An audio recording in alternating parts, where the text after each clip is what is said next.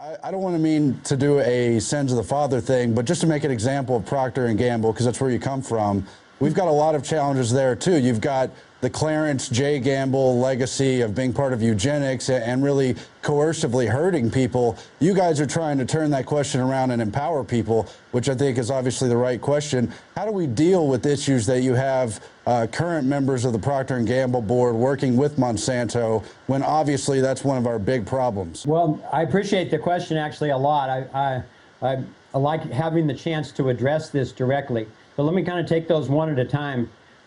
First of all, in terms of Clarence Gamble, this is a person that I did meet a few times and actually really enjoyed him a lot. He was one of the most innovative members of the family. And I was shocked when I read David Icke and then saw Endgame to see how he was characterized as someone who was actively and covertly depopulating. Because I know he was associated with the eugenics movement, and that's unfortunate in those times. I communicated with his whole side of the family once I heard these reports and said, is this true that he was involved in any kind of mandatory or covert sterilization? And they said no. As far as any of them knew, he was never himself.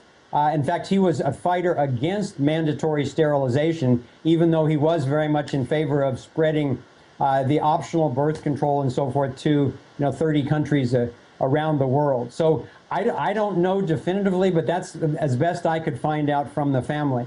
But in any case, whatever he was involved in, obviously each one of us is our own human beings, and as we say in the film, there's no more dangerous plot on the planet right now than the elite plot to actively depopulate the planet. And so we're doing everything we can to expose that.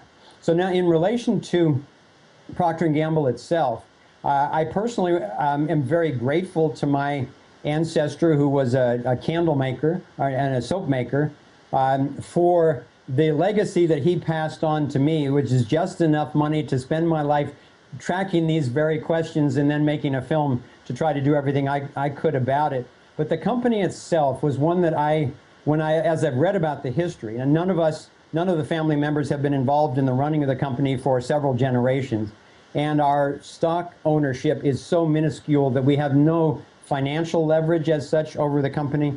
But we do have a little bit of kind of public leverage, because if a bunch of us come forward as the members of the legacy family against one of their policies, it's embarrassing for them. So we've been able to have some success in coercing them to reduce pollution, and especially to eliminate animal testing. We've gotten them to eliminate over 90% of what they were doing. We're working on the last 5 to 10% of that.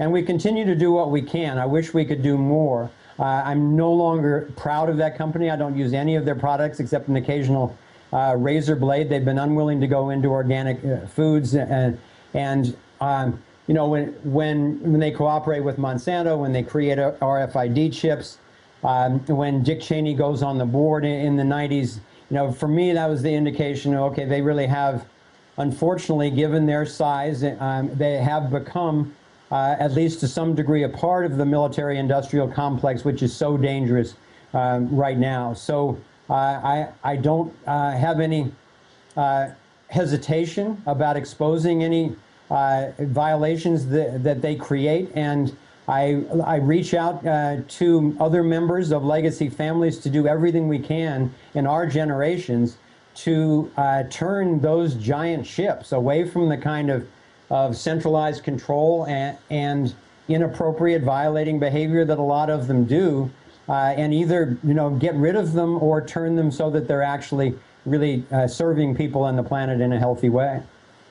Yeah, and I think I want to add, I think one of the things that we feel is that individuals should be prosecuted for the decisions that they make and not be able to hide behind the corporate personhood. So, you know, inquiry needs to be made, and we can tell, I mean, clearly Procter & Gamble's involved in some horrible stuff, and the individuals responsible for those decisions, we think should be prosecuted. So, you know, that's part of the whole move here, is that there needs to be some accountability as their structures come down. the people reemerge, which I'm confident will happen. And one of the ways I think is to get this corporate personhood thing out of the way so that the people are actually accountable for the decisions they make, and including investors in those companies. If that's what their money's doing, then there should be accountability there too. Right. Yeah, let me mention one more aspect of that, because in our solutions process, our model, it's not just a useful structure, but the other half of it is it needs to be based on healthy principles.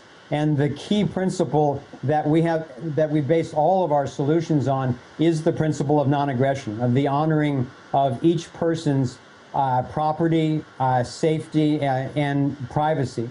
So when these companies are doing bad things, not only do they need to be prosecuted, but we can employ the same thing that Gandhi and King did with nonviolent non-participation. We can refuse to buy from these companies. We can refuse to invest in these companies.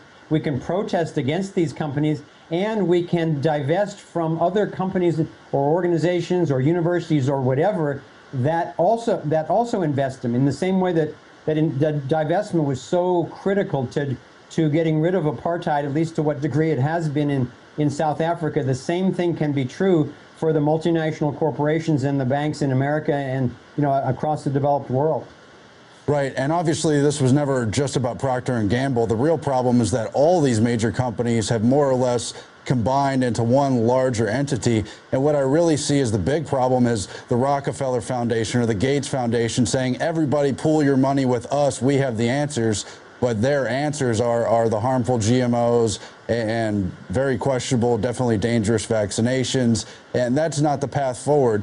I do appreciate all the questions you put forward in Thrive. Let me bring this up too, because the environmental component is something we do want, quote, sustainable energy.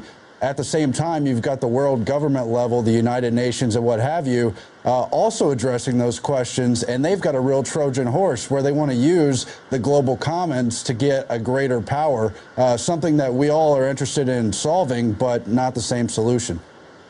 Yeah, that's a really critical distinction. I'm glad that you brought that one up, Aaron, because I know a lot of my friends who care deeply about the environment and have been very active for years, have been being severely duped, as I used to be, to think that the Copenhagen conference, for instance, was really about saving the environment rather than a Trojan horse in order to create a global tax and a global government and a global police force to, in fact, control everybody through the control of carbon. And it's the same thing with the, a lot of people are still being fooled, including here in Santa Cruz, by programs like Agenda 21, where they learn to use all the right words like, equality and sustainability and enduring systems and all that type of thing. But really, if you look at it, under the guise of that, they're stretching the tentacles of the one world government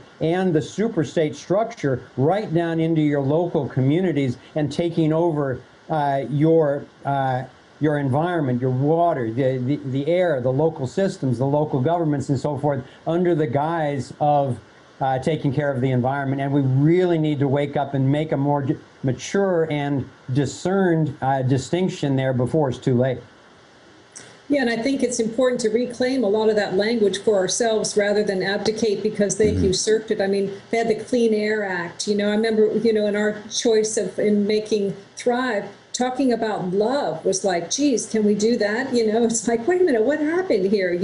How is it there are these words, whether they have to do with sustainability or clean air or basic human goodness and the capacity that we have to love and care for each other, suddenly those become, risque things to talk about or we're going to be misunderstood, instead of let's reclaim this and say, yes, we're absolutely for sustainability of a conscious, aware nature that